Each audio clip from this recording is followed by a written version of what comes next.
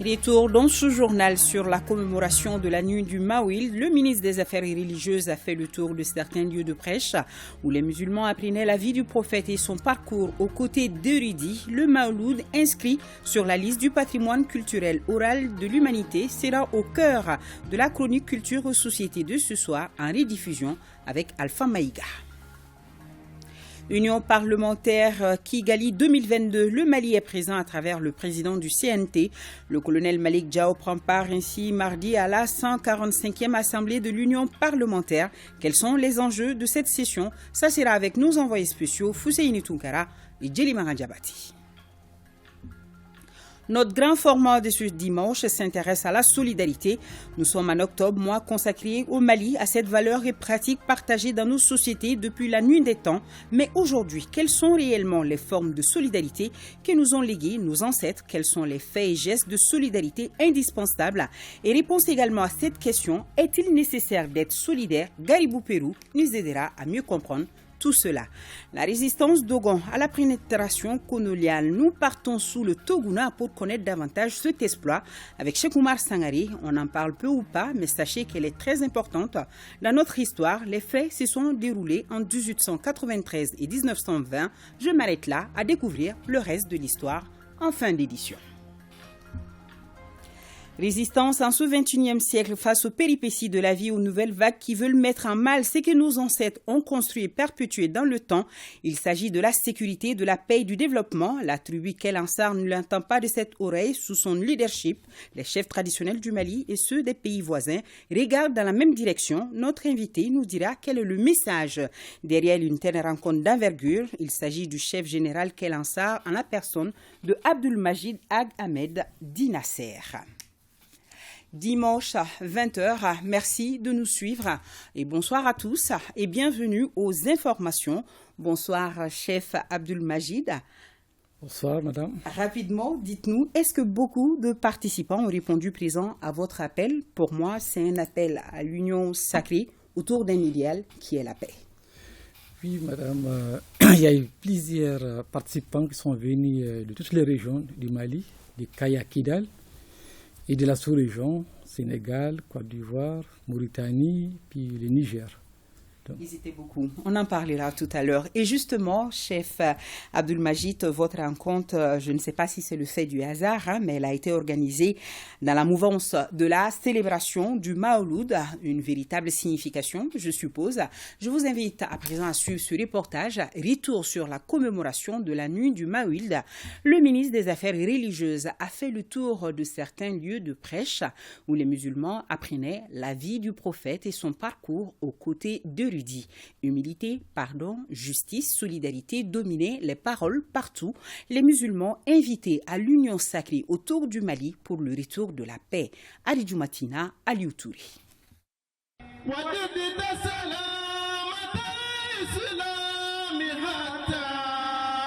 La célébration de l'anniversaire de la naissance du prophète, paix et salut sur lui, est très attendue chaque année par la communauté musulmane. Les fidèles musulmans saisissent cette nuit de ferveur religieuse pour veiller. Ainsi, nous assistons à des rassemblements des croyants dans différents lieux pour magnifier les mérites du Mawlid. Empreinte de spiritualité et de pure dévotion, la commémoration de l'anniversaire du messager de Dieu est perçue par bon nombre de fidèles comme une occasion de s'imprégner de la vie du prophète et inviter les croyants à revigorer leur foi et renouveler leurs intentions. Je suis ému de ce qui s'est passé. Cette nuit vénérée par les fidèles musulmans, tout le monde peut fêter ça de sa manière. Donc c'est la raison pour laquelle nous-mêmes sommes là aujourd'hui pour écouter et puis s'instruire en fait. Quand on dit Mawlid, vraiment c'est une nuit qui est différente de beaucoup de nuits. Un musulman doit avoir un bon cœur, il doit aimer son pays. Il doit aimer tous les musulmans.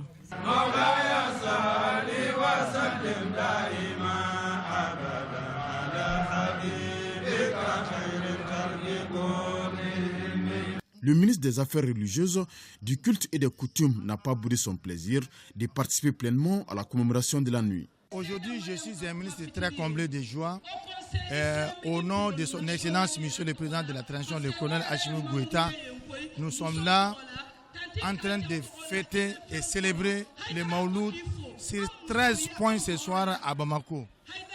C'est pour lancer le message de la paix, de la convivialité, de la solidarité, de l'entraide entre tous les fils et toutes les filles de ce pays. Je lance un appel et le message de la paix dans l'ensemble de la population malienne. Notre pays traverse un moment très critique et même très difficile. Sans la bénédiction et la cohésion des uns et des autres, nous ne pouvons pas sortir de l'ornière.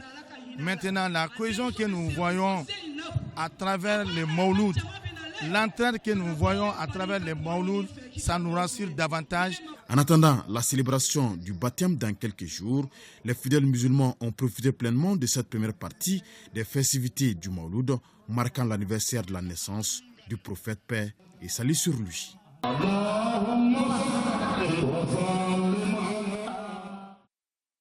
Nuit de grande prière qui draine, vous l'avez vu, beaucoup de fidèles sur les lieux de prêche, notamment au stade du 26 mars où se réunissent les fidèles d'Ansardine surtout.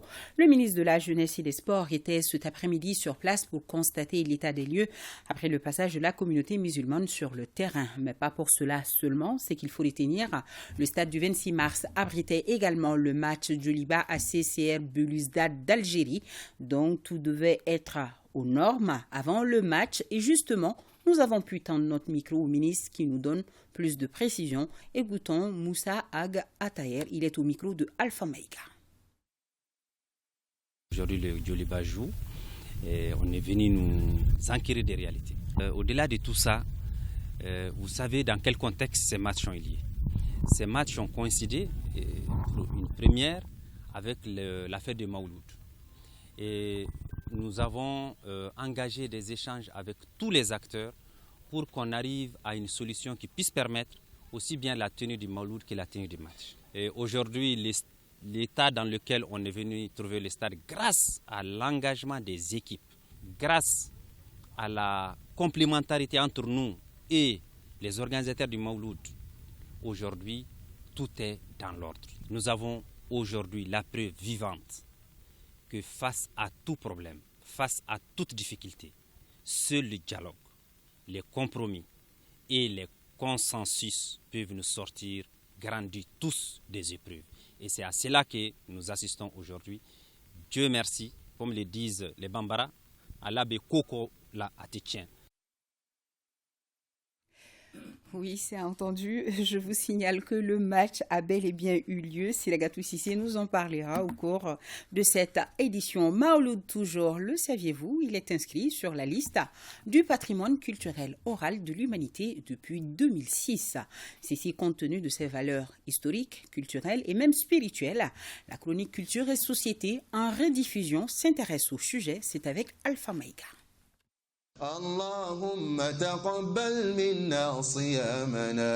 Le Mawlud est la célébration de l'anniversaire de la naissance du prophète Mohammed, paix salut sur lui. Le Mawlud s'affirme comme une grande fête populaire et revêt un caractère culturel. Au-delà de la religion, c'est aussi culturel. Je fais une semaine à Gundam. Je retrouve mes amis d'enfance, ceux avec qui on a chassé les poules et on a volé les cabris. Je retrouve les ministres du pays. On se retrouve sous le même hangar, avec le même statut à écouter les mêmes personnes.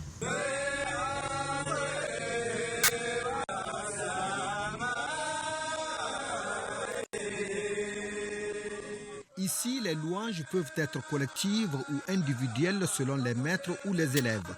Des louanges à l'unisson, au canon et à la polyphonie, avec courage et du talent.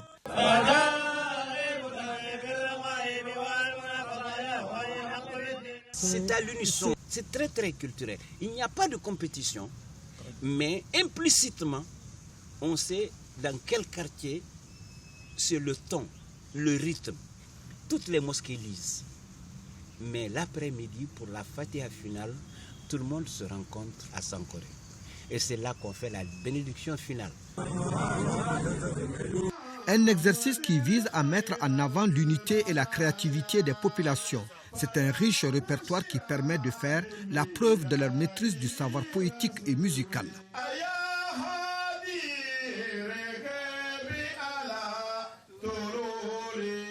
Certains musulmans l'étalent sur une dizaine de jours et font rassembler une large partie de leurs habitants en mettant en exergue sa dimension identitaire qui met en scène sa culture vestimentaire et culinaire. Tout le monde a entendu parler des 12 condiments de Tombouctou pour relever le goût de la sauce. Mais spécifiquement à l'occasion du Mawlud, on fait 11 mets avec le blé parce que le blé, c'est une céréale tampon entre les Arabes et les Songhoi. Donc on fait 11 mets avec du blé et le 12e avec le riz. C'est ça le sinassar que vous prisez très bien. En plus de ces recettes culinaires-là, vous avez un comportement vestimentaire. Vous avez des tenues faites à la main qui traduisent la classe sociale de ceux qui les portent. D'autres se manifestent notamment par le partage de jus de gingembre, du thé et des plats préparés par la famille avec des lettres d'invitation qui se distribuent aux autorités, aux notables et aux fonctionnaires de la ville, dont la présence entérine l'importance de son Mawlud. Tourisme culturel avec ses retombées économiques, en termes de commerce, en termes de transport, en termes d'achat-vente, en termes d'activité, en termes de remboursement de dettes, en termes de mariage, en termes d'habits de fête, en termes de réconciliation, en termes de rencontres et de renforcement des liens. L'engouement est tel que depuis quelques années, on observe même un processus de son institutionnalisation sur tous les plans. Le Mawlud a été inscrit sur la liste du patrimoine culturel oral et immatériel de l'humanité en 2006.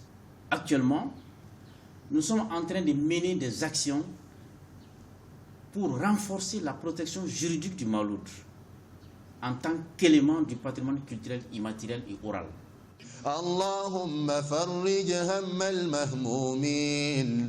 Le Mawlud demeure certes une fête religieuse empreinte de pitié dont la participation apporte à chacun bienfaits et grâce.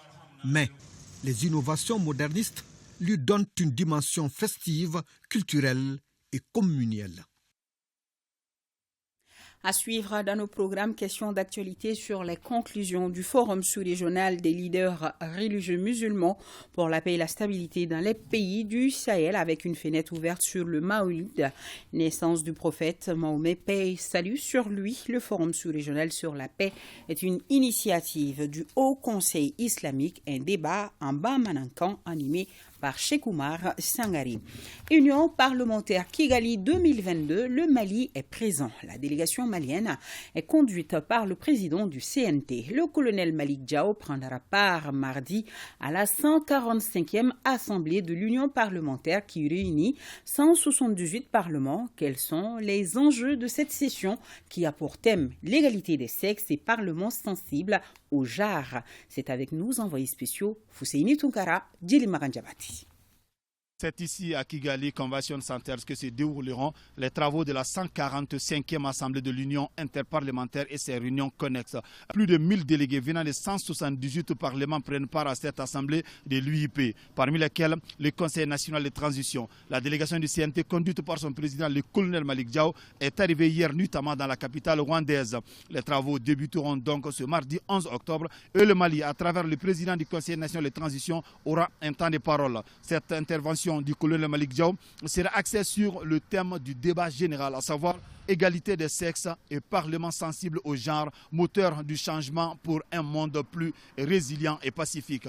À marge des travaux, le président du Conseil national de transition aura une série de rencontres certainement pour parler de la situation particulière du Mali et les avancées enregistrées par les autorités de la transition. Il faut préciser que l'Union interparlementaire œuvre à la protection et à l'édification de la démocratie par le dialogue politique et l'action. Et nous avons tout en image l'ambassadeur du Mali qui est au cœur, qui est allé au Caire. Boubacar Diallo était à Khartoum, au Soudan, du 3 au 6 octobre pour la présentation de ses lettres de créance au président du Conseil souverain de transition, général Abdel Fattah Bourane. Une occasion pour le diplomate malien de transmettre les salutations du président de la transition, le colonel Assimi Goïta, à son homologue du Soudan. L'ambassadeur du Mali, donc, au Caire, en Égypte, Boubacar Diallo, qui était donc à Khartoum, au Soudan, du 3 au 6 octobre, pour la présentation de ses lettres de créance au président du Conseil souverain de transition, le général Abdel Fattah al-Bourhan.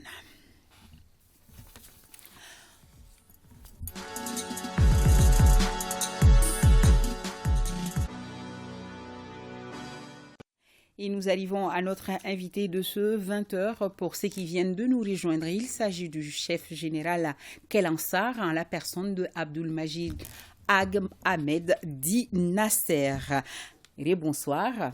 Bonsoir madame. Alors brièvement, présentez-nous votre tribu. Merci d'abord à l'ORTEM et à toutes les personnes de l'ORTEM et la personne du directeur général de l'ORTEM. La tribu Kelansar est une très grande confédération Touareg, de la région de Tombouctou, qui englobe un ensemble de fractions et de villages, dont les toits d'attache s'étendent de la frontière de la Mauritanie jusqu'aux limites du cercle de Bourane. Une tribu composée des grands intellectuels, des érudits, et qui a un passé très historique. Qui commence Qui commence depuis le XIIe siècle, je crois. Depuis le XIIe siècle. Oui. Nous avons émigré de Médine. Médine à la Mecque, oui. La Mecque. Nous sommes Ansar, c'est les souteneurs du prophète sallallahu alayhi wa sallam, qui l'ont accueilli à Médine lorsqu'il a été chassé de la Mecque, pour l'aider à combattre, à lutter et à véhiculer l'islam dans la sous-région. Je vois. Alors, dites-nous, la tribu Kelansar est à l'origine de cette grande rencontre des chefferies traditionnelles à Bamako autour du thème sécurité, paix et développement. Dites-nous, pourquoi cet homme et pourquoi maintenant, chef Majid? La tribu Kelansar, en organisant ces grands forums de chefferies traditionnelles, est dans son droit, est dans son rôle. Parce que nous avons toujours œuvré pour la paix. Ce n'est pas une première, nous avons mené beaucoup d'activités sur la paix. C'est pour soutenir d'abord notre pays. En choisissant ces thèmes, donner la parole aux différents chefs traditionnels, débattre les questions de paix et de développement, c'est une façon d'apporter notre contribution à notre pays et à nos hautes autorités. Les autorités de la transition. Les autorités de la transition, à la tête de cette transition, M. le colonel Assimi Goïta, président de la transition. Et puis, bon, c'est une façon d'organiser un débat entre les différentes chefferies de la région du pays, et puis leur donner la parole, discuter, échanger, recenser tous leurs problèmes et les mettre en action pour apporter un peu leur contribution pour ramener la paix dans notre pays. Oui, vous l'avez dit au début de ce journal, les participants sont nombreux à avoir pris part à la rencontre. Pour quel but avez-vous appelé ceux de la sous-région et pour quel apport au débat? Bon, vous savez, le problème qui affecte le Mali affecte toute la sous-région. Oui. Donc nous avons sollicité nos frères du Sénégal, de la Côte d'Ivoire, du Niger, de la Mauritanie pour un échange d'expériences. Et puis ces grands chefs qui sont arrivés aussi au Mali soutiennent notre pays. Ils ont apporté vraiment leur soutien pour notre pays. Et ils l'ont dit devant tout le monde qu'ils soutiennent la transition du Mali, soutiennent le Mali. Et qu'ils souhaiteraient que le Mali retrouve sa tranquillité, la paix. Donc leur présence au Mali nous a permis aussi de s'enquérir de leur expérience au Sénégal, ce qui s'est passé là-bas, ce qu'ils font pour les autorités en Côte d'Ivoire. Parce que vous êtes en contact direct avec les populations à la base, les chefs traditionnels. Les chefs traditionnels, c'est les représentants des populations. Oui. C'est les vrais représentants des populations. Oui. Donc nous connaissons les problèmes de la population. Nous pouvons les mobiliser à tout moment. Nous pouvons véhiculer les messages des autorités auprès de nos populations. Ils sont éloignés En fait, vous servez de pont entre les autorités et les populations, Bien si sûr. je peux le dire comme ça. Bien sûr. Alors, je vous invite à suivre donc le reportage sur la clôture des travaux. C'était cet après-midi. On nous dit que 400 chefs de tribu et chefs de fraction ont donné un signal fort quant à la poursuite des initiatives soutenant le vivre ensemble. C'est avec Mamadou Fani. 2 jours de débats, d'échanges sur le thème sécurité et développement ont permis aux délégués de la rencontre de la tribu Kel Ansar d'adopter des conclusions fortes. La chefferie traditionnelle et la bonne gouvernance, ainsi que d'autres thématiques sur la cohésion sociale et le vivre ensemble ont été largement abordées. Restauration et renforcement de la chefferie traditionnelle. La reconnaissance du statut des chefferies traditionnelles dans la nouvelle constitution en cours d'élaboration. La mise en place d'un comité de suivi et évaluation des recommandations de la présente rencontre. La révision de la loi portant création des chefs de village, de fractions, en donnant plus de pouvoir aux chefferies traditionnelles.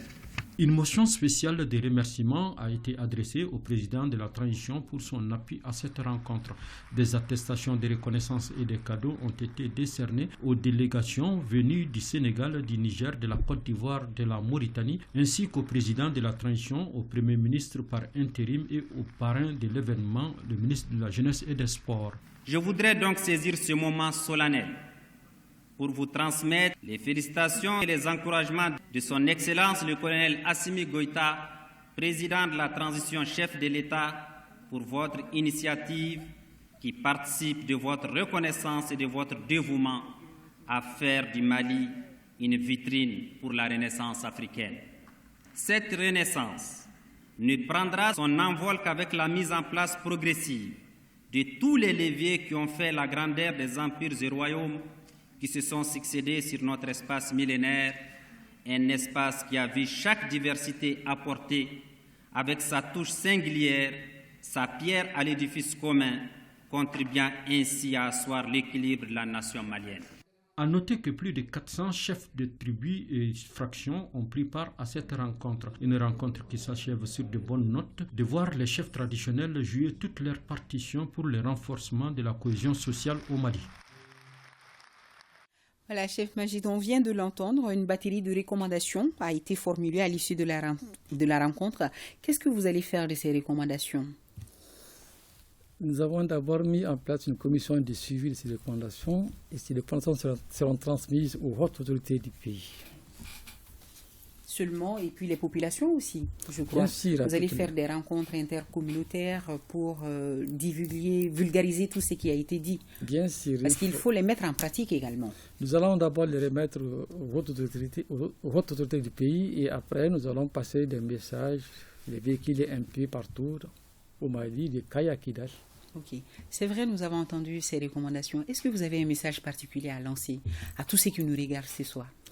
Permettez-moi d'abord de remercier son Excellence le président Assimi Goïta. Le président de la transition, oui. Assimi Goïta, chef de l'État, le Premier ministre par intérim qui a représenté son Excellence pour l'ouverture du forum, les membres du Conseil national de transition, les parents de l'événement et tous les Maliens. Mon premier message d'abord, c'est de lancer un appel à toutes les bonnes volontés d'apporter leur soutien à notre pays de transition. Je lance aussi un appel à toutes les chefferies du Mali et de la sous-région à nous apporter leur contribution pour soutenir cette transition, pour que le Mali puisse retrouver sa tranquillité d'antan. Merci. Et place au dialogue tout le temps, que les Maliens se parlent entre eux tout le temps. Ça, c'est notre rôle en tant que chef traditionnel. Tout à fait. Je vous remercie pour avoir répondu en tout cas à notre invitation. Je rappelle à nos téléspectateurs que notre invité de ce 20h, c'était le chef général Kel Ansar, à la personne de Abdul Majid Ag Ahmed dit Nasser. Merci beaucoup. Merci. Une mission d'évaluation conduite par le colonel-major Fagiba Ibrahim Kansaï séjourne à Ménaka. Elle doit recenser les problèmes qui minent la région. Boubacar Kanouté pour le commentaire.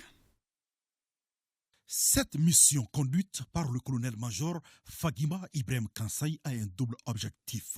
Constater de visu l'état d'avancement des travaux de construction des sites qui vont accueillir les ex-combattants intégrés dans le cadre de la mise en œuvre du DDR, désarmement, démobilisation et réintégration. Il s'agissait aussi de s'imprégner de la situation sécuritaire dans la région de Ménaka, en vue de prendre des mesures drastiques pour sécuriser les personnes et de leurs biens.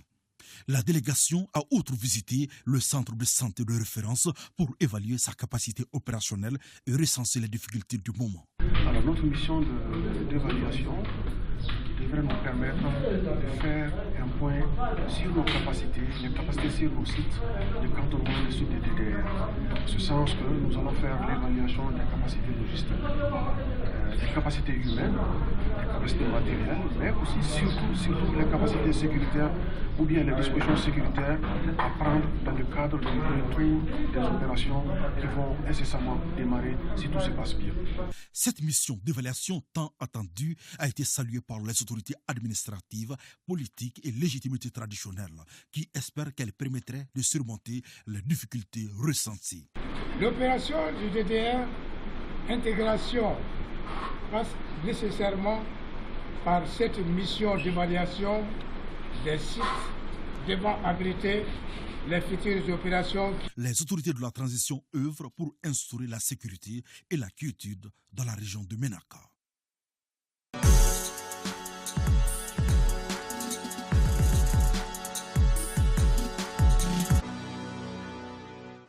Non, ce n'est pas encore le sport. Nous allons passer à notre grand format de ce dimanche qui s'intéresse à la solidarité.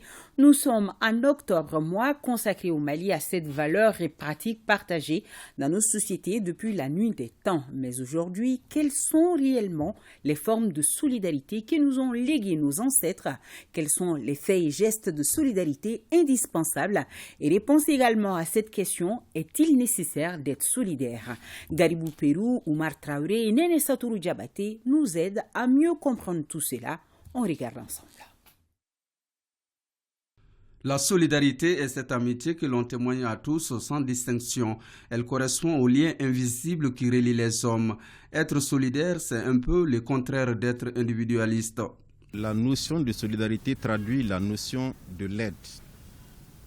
Encore plus, la notion de l'entraide. Ce qui signifie que la solidarité consiste, n'est-ce pas, à apporter son aide à quelqu'un.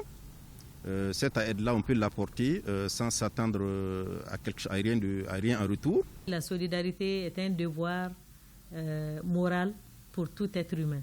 Je dirais aussi un devoir divin, parce que Dieu l'a dit, il faut aider son prochain. Durkheim, dans sa sociologie, lorsqu'il parle de solidarité mécanique et de solidarité organique, c'est pour dire la solidarité telle qu'elle s'exprime dans le cadre d'une communauté qui est perçue comme un ensemble moins industrialisé, moins développé, et la solidarité telle qu'elle se développe dans le cadre d'une société industrialisée, qu'il appelle solidarité organique. Par solidarité organique, ça désigne, si vous voulez, l'ensemble des activités complémentaires que les gens mènent dans la société. Ça veut dire que toute société est organisée autour des activités, autour du travail, comme on le dit. Et la société mécanique, c'est les normes et les valeurs partagées entre les gens dans la société. Vous ne pouvez pas être dans une société et ne pas respecter les normes et partager les valeurs de la société. Mécanique ou organique, chacun peut être solidaire à sa façon. Donner à manger et à boire à ceux qui ont faim et soif, vêtir les dénudés, recevoir les déplacés et réfugiés, aider une personne en situation de handicap, défendre un camarade victime d'une injustice, sont des faits communautaires qui expriment la solidarité. La solidarité de première nécessité, c'est donner des vivres à des personnes qui ont faim. C'est donner des mototricycles à des personnes qui sont en situation de handicap. C'est donner du matériel de maraîchage à des personnes, à des femmes surtout, pour qu'elles puissent faire une activité génératrice de revenus. Une relation interhumaine débarrassée de toute notion de solidarité, débarrassée de toute vertu, n'en est plus une. La solidarité est un critère d'humanité. Autrement dit, être humain, c'est vraiment appréhender la nécessité de la solidarité et aussi, n'est-ce pas, du fait solidaire. La solidarité, c'est aider les gens à se développer, c'est aider le groupement à se développer. Si nous arrivons à accompagner le maximum d'individus en situation difficile à se développer, je pense qu'on aura gagné quelque chose. La vie sociale que vous menez du matin au soir, vous remarquerez que vous êtes en train de participer à la solidarité, que vous le voulez ou non, que vous le sentez ou non, parce que vous êtes en train de respecter les normes établies, les valeurs sociétales établies. Notre société est basée sur la solidarité. Les citoyens cotisent et payent des impôts à l'État pour assurer à tous les soins de santé. Les personnes en situation de pauvreté matérielle, spirituelle ou morale ne constituent pas une couche particulière. Elles sont au milieu de nous et leur vie nous traverse. Du jour au lendemain, d'une heure à une autre, tu tombes d'une situation d'activité normale dans une situation d'inactivité, si vous voulez, prolongée, comme on dit. Des situations comme ça font que la société doit intervenir. Aristos dit, si nous sommes d'accord que la solidarité rime avec, n'est-ce pas, vertu, il démontre qu'à la naissance, aucun individu n'est vertu. Donc si la solidarité, c'est de la vertu, à la naissance, un individu n'est pas vertueux, il apprend la vertu. Donc on apprend à être vertueux. La mise en place de l'amour, par exemple, l'assurance maladie obligatoire, la mise en place du RAMED, le régime d'assistance médicale pour les indigents, tout ça, c'est des mécanismes que l'État a mis en place pour magnifier la solidarité. Et au-delà de l'amour de RAMED, il y a aussi, à un moment donné, l'État a initié, à travers le développement social, le stage emploi jeune, qui permettait aux jeunes qui n'avaient pas d'emploi, qui n'avaient pas les moyens d'accéder à l'emploi, de faire un stage de préqualification pour accéder à un emploi qualifié par la suite. L'État intervient pour magnifier la solidarité envers ces gens malades du sida. La solidarité est également internationale. Les pays riches aident les pays plus pauvres à se développer. Si un pays, par exemple, traverse une situation humanitaire, inondation, séisme, tremblement de terre, les autres peuvent intervenir. Quand on regarde l'histoire du monde, quand on regarde les grandes guerres, on a vu que sans la solidarité, je pense qu'il n'y aurait plus de monde aujourd'hui. Quand vous parlez de cohésion sociale, quand vous parlez de démocratie, quand vous parlez de tous ces concepts-là qui font que les gens sont en société, c'est fondé en premier et en dernier lieu sur la solidarité entre les gens, entre les communautés, entre les groupes, fondamentalement. Sans solidarité, il n'y a pas de vie en société. Ce n'est pas toujours facile d'être solidaire car la solidarité demande du courage, du temps et parfois de l'argent. Elle est cette loi de la nature pour résoudre l'équation sociale. Voilà, c'était notre grand format de ce dimanche, signé Garibou Périus, qui nous amène à faire le point Covid de ce 9 octobre 2022. 0 cas positifs, 20 guéris, 0 décès et 74 personnes sont sous traitement. Pour vous protéger et protéger les autres, suivez les mesures de prévention et faites-vous surtout vacciner. Fin des travaux du cadre de concertation des structures centrales et régionales de l'emploi et de la formation professionnelle tenue à Fana. Nos envoyés spéciaux sont Nouhoum Sissoko et Idrissa Traoré. Les 5 jours de travaux de ce cadre de concertation ont été l'occasion pour les responsables des services centraux, régionaux rattachés et personnalisés, ainsi que les coordinateurs des projets et programmes du ministère de l'Emploi et de la Formation professionnelle, de faire le point sur l'exécution des activités réalisées. Ils ont aussi recensé les difficultés rencontrées, mené la discussion sur les indicateurs du marché du travail, évalué le programme Emploi Jeune et élaboré le nouveau programme Emploi Jeune 3e génération. Parmi les difficultés évoquées, il ressort clairement l'insuffisance de financement des activités liées à l'emploi et à la formation professionnelle. Et cela peut s'expliquer par la crise multidimensionnelle que notre pays vit, avec son corollaire, la crise internationale à laquelle aucun pays n'échappe. Les participants ont formulé des recommandations pour permettre aux structures de l'emploi et de la formation professionnelle d'accomplir efficacement leur mission. Il y a des postes intérimaires qui sont au niveau du département que le cadre a demandé au ministre de pourvoir. On a demandé à l'ONEF de former les points focaux avec les directeurs régionaux de l'emploi et de la formation professionnelle par rapport à une enquête qu'ils réalisent sur le terrain en région. Le département accordera toutes les attentions requises quant à la mise en œuvre des recommandations qui ont sanctionné vos travaux et j'y veillerai personnellement. L'exécution correcte des activités et des programmes se rapportant à l'emploi et à la formation professionnelle nécessite une collaboration étroite entre vous au niveau national et régional aussi entre structures déconcentrées de mon département et les collectivités territoriales à travers vos missions d'appui conseil. Les représentants syndicaux à ce cadre de concertation ont souhaité l'amélioration des conditions de vie et de travail des agents du secteur de l'emploi et de la formation professionnelle afin de réduire leur départ pour d'autres structures. 32e session ordinaire du conseil d'administration du Musée national, Alpha Maïga, compte rendu. Le Musée national du Mali est le dépositaire des biens culturels du pays. Ses administrateurs sont réunis pour la 32e fois en faveur de leur conseil d'administration. C'est une session à mi-parcours. La présente session à mi-parcours sera essentiellement consacrée à l'adoption du compte rendu de la 31e session, à l'examen de l'état d'exécution des recommandations de la dite session et à l'adoption du rapport d'activité. S'agissant des finances, il en a été question au cours de la session. Sur une prévision budgétaire de 655 102 107 francs CFA, la réalisation au 31 août 2022 est de 299 872 537 francs CFA, soit une réalisation à mi-parcours de 45,77%. Certes, beaucoup a été fait, mais beaucoup reste à faire. Cela dans le seul but que le Musée national retrouve son illustre d'antan, en clair, que le Musée national soit un centre d'attraction. La visite du Musée national du Mali a mobilisé de janvier à septembre 2022 15 296 personnes, parmi lesquelles 11 065 élèves et étudiants, 3 306 touristes locaux, 592 touristes étrangers hors UEMOA et 333 touristes UEMOA. Les statistiques actuelles montrent une augmentation de 27,58% du nombre de visiteurs par rapport à l'année 2021 et la prédominance notoire des visiteurs locaux, toutes choses qui méritent d'être soutenues et encouragées. En attendant les recommandations de cette 32e session, les administrateurs ont félicité le personnel au terme des résultats obtenus.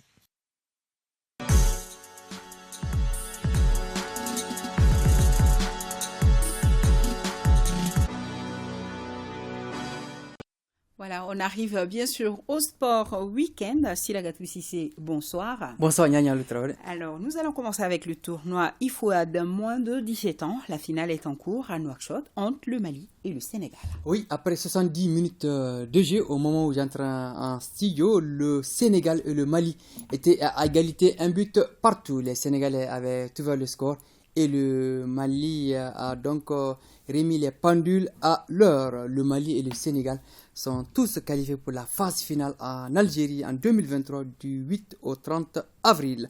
Les Aiglonnais du Mali qualifiés à la CAN 2021 au Maroc, puis annulés en raison du Covid-19, seront donc présents dans la cour des grands. Donc le match est terminé, c'est ça? Pas du tout, le match est en cours. C'est toujours en cours. 22 minutes. Okay. Un but partout. Un but partout. Alors, parlons de la Ligue africaine des champions. Tour préliminaire aller. Le Djoliba assis au Montalfort a battu cet après-midi au stade du 26 mars les Algériens de CR Belouizdad, 2-1 Siragatou. Ah oui, le capitaine du Djoliba, Oumar Kamara, monte la voie dès la 2e minute de jeu sur ce coup de tête. Le CR Belouizdad égalise à la 10e minute sur ce roche. Aucune chance pour le portier. Et le but victorieux des Rouges intervient à la 75e minute par Djibril S. Koulibaly. Ouais. Là aussi, c'était beau. Tout à fait. Un joli but de Djibril S. Koulibaly et ce salto qui rappelle le Nigérien Agawa. Le Djoliba doit conserver ce résultat pour entrevoir la qualification la semaine prochaine en terre algérienne. Le bonheur est au bout des crampons. Parce que le retour, c'est là-bas en Algérie. Tout à fait, dans le grand froid. Alors, bravo aux Rouges de Bamako et bonne chance pour la semaine prochaine. Parlons à présent de basketball. Les affiches des finales de la Coupe du Mali sont connues depuis hier. Oui, en série dames, Stade Malien de Bamako, AS Police et chez les messieurs, Stade Malien de Bamako, AS Mandi.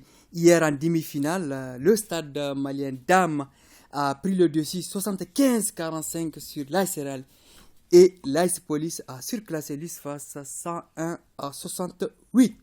Au niveau des messieurs, le Stade Malien de Bamako a écarté face au Kano 91-34 et victoire de l'AS Mandé 72-48 sur le Yoliba AC. Les dates des finales en dames et messieurs feront l'objet d'un communiqué auprès de la Fédération malienne de basketball. Alors, nous allons parler de cette réélection. Mohamed Aïdara, cet amoureux des chevaux, est réélu ce dimanche à la tête de la Fédération malienne des sports équestres. Oui, il entame ainsi un troisième mandat de 4 ans. Le président sortant, Mohamed Aïdara, garde son fauteuil. En renouvelant leur confiance au président Aïdara, les délégués optent pour la continuité. Aïdara a l'image, comme pour dire on ne change pas une équipe qui gagne. Le nouveau bureau mis en place ce dimanche à la faveur de l'Assemblée générale élective de la Fédération malienne des sports équestres entend poursuivre le champ du développement déjà enclenché. Oui, tout à fait. Et bonne chance à eux. Donc, c'est tout. C'est ce qu'il fallait retenir. Merci en tout cas. Donc voilà, c'était là pour le sport week-end. C'était avec Siragatou Sissé.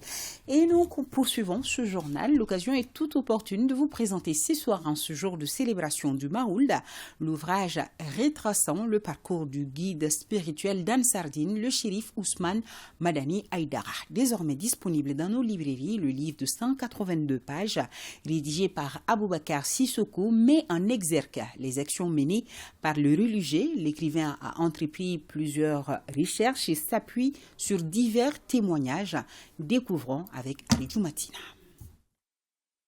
Chérif Ousmane Madani Aïdara, un prêcheur d'exception, c'est le titre de ce livre rédigé par Aboubakar Sissoko, auteur de plusieurs ouvrages. Cet ouvrage décrit le parcours atypique du guide spirituel d'Ansardine, l'une des figures emblématiques de la religion musulmane au Mali. Je suis profondément touché par vraiment cet écrivain. Seyid Chérif Ousmane Madani Aïdara est un patriote, est un Malien. Il se bat de tout temps, la nuit comme le jour, pour le bonheur du peuple malien. Ce livre aurait dû être écrit depuis longtemps. Chérif Ousmane Madani Aïdara est quelqu'un que je connaissais quand j'étais déjà petit, à Ménakroa. Et en ce moment, il habitait là-bas en location. Aujourd'hui, je vois ce qu'il est, quelle dimension il a. Et donc tout ça, ça a été des indicateurs pour moi de dire qu'à un moment, il fallait que j'écrive ce tome. Le livre de 182 pages retrace ainsi la destinée exceptionnelle du religieux, sa vie et ses multiples réalisations. Et pour écrire ce livre, je ne me suis pas arrêté à Bamako. Je suis allé jusque dans son village natal. Et ce qu'il a fait là-bas, c'est inestimable. Tous ceux qui étaient présents ici ont appris quelque chose. La modestie de l'homme, son amour pour sa patrie, sa recherche de la paix et de la cohésion sociale. L'écrivain Aboubakar Sissoko est animé du souci ardent à travers cet ouvrage de rendre pérennes les œuvres de l'homme dont la popularité dépasse les frontières de la République du Mali. C'est là pour les générations présentes et futures. Sur un tout autre sujet, ils sont aux arrêts. Il s'agit des malfrats qui braquaient des motocyclistes à Gao. Sambaré Aïdara nous en parle.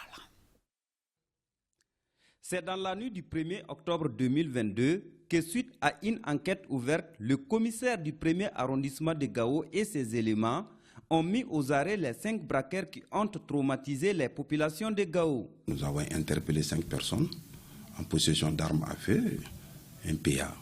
Donc, nous sommes parvenus à récupérer 14 motos avec l'appui des autres forces.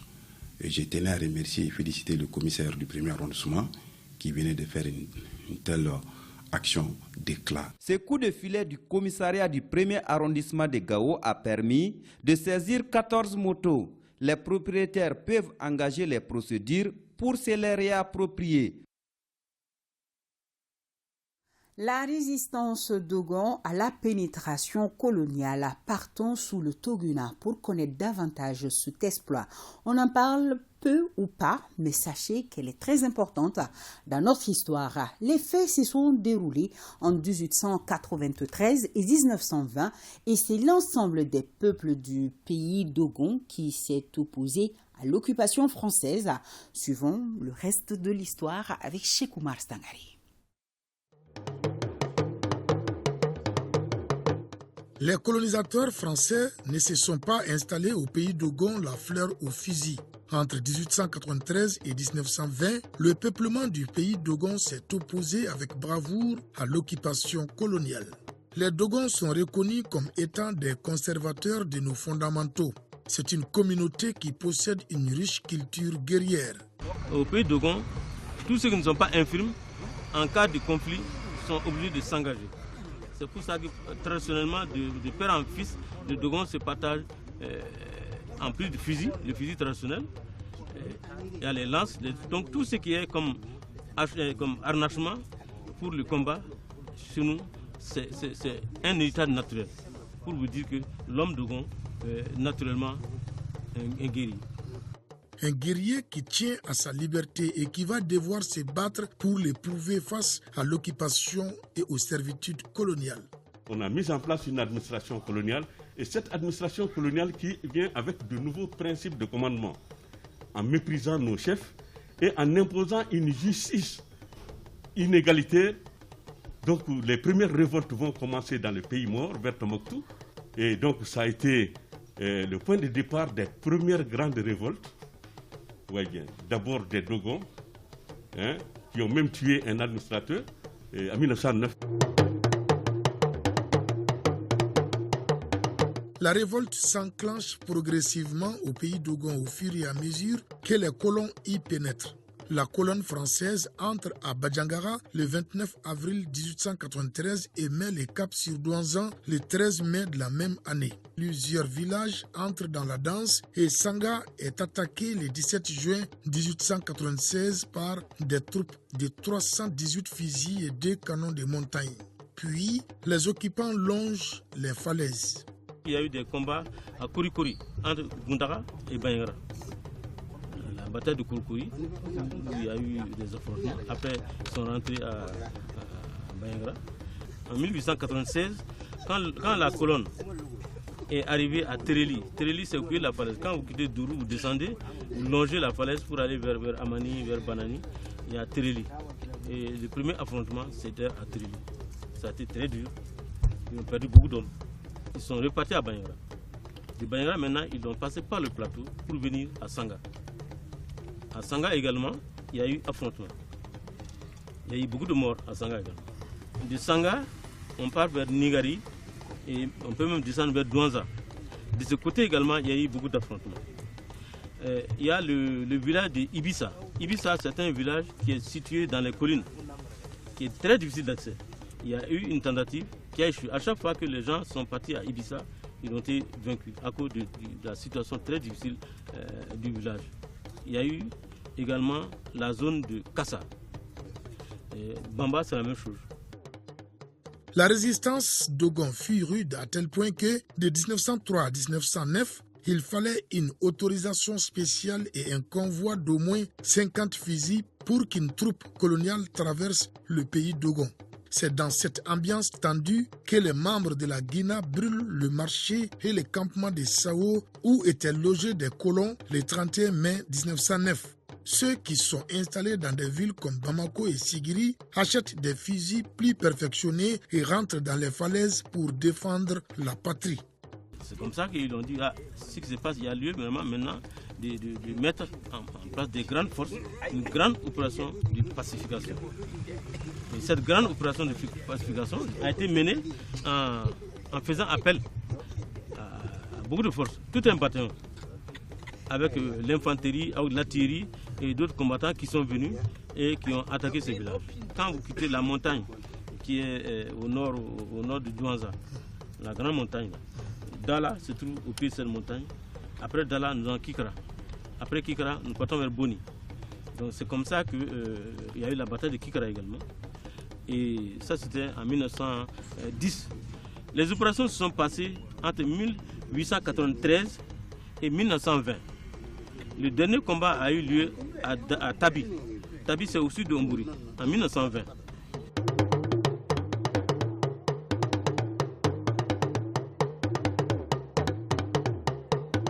La première décennie des années 1900 fut donc marquée par l'échec de la politique d'apprivoisement des Dogons. Pour pacifier la zone, les troupes coloniales ont récupéré entre le 3 décembre 1909 et le 7 février 1910 8000 fusils, 3000 lances et flèches aux défenseurs Dogons. Contrairement à plusieurs localités où des meneurs guerriers ont dirigé les mouvements de révolte, ici, les luttes s'organisaient sous l'égide des Hogons dans un style propre aux Dogons. À chaque fois qu'ils partaient dans un village pour pouvoir démoraliser, ils prenaient en otage 50 personnes, 60 personnes et ces éléments étaient envoyés en dehors du pays Dogon. Au camp militaire de Kati, pendant la révolte des Dogons, les Dogons qu'on a pris étaient là, dont le père de Amadou Ampateba. Ils étaient internés à Sanafara en résidence surveillée. Là où moi j'habite aujourd'hui à Kati, on appelle ça Kadokoulou. Le circuit qui a été pris pendant cette colonisation, c'est le même circuit qui est pris actuellement avec les terroristes. La zone des trois frontières, ils sont venus à Mondoro. De Mondoro, ils sont descendus, ils ont atteint les falaises. Ensuite, ils ont continué vers la plaine du Sono-Bankas. Et du Sono-Bankas, on part rapidement dans le pays Bobo. La résistance Dogon à la pénétration coloniale de 1893 à 1920 est une autre page glorieuse du grand livre de l'histoire contemporaine du Mali.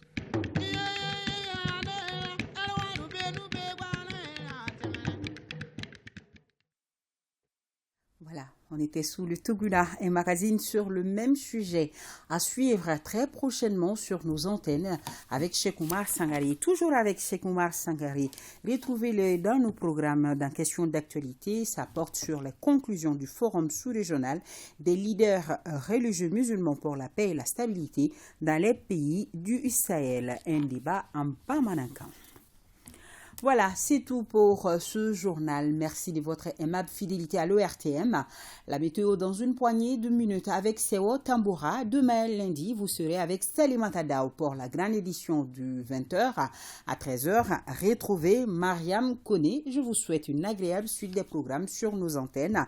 Et un grand merci à nos téléspectateurs de Bajangara, de Sanga, de Douanza et de Téléli. Bonsoir à tous.